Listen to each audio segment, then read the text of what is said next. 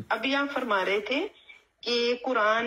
جو ہے وہ بحث نہیں کرتا دنیا کے معاملات کی، لیکن ہم نے تو ہمیشہ سے یہ پڑھا ہے کہ قرآن ایک پورا ضابطۂ حیات ہے۔ میں نہیں کہا کہ قرآن بحث نہیں کرتا، قرآن جو ہے دنیا میں انسان ہے نا جن کو مجھے ایڈریس کر رہا ہے، میری ہیلپ کے لیے ہے نا،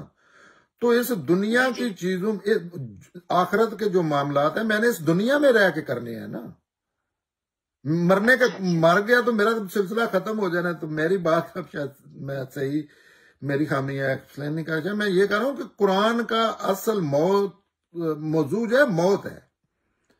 اس کے متعلق وہ ہدایت کی کتاب ہے، لیکن اس کے ریلیٹڈ چیزیں تو میں نے اس دنیا میں رہ کے کرنی ہے نا۔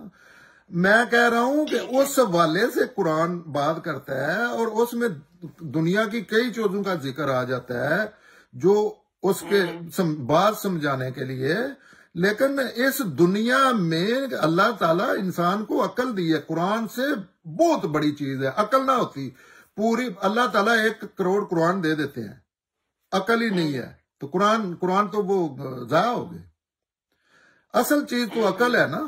قرآن سے جو بڑی چیز ہے۔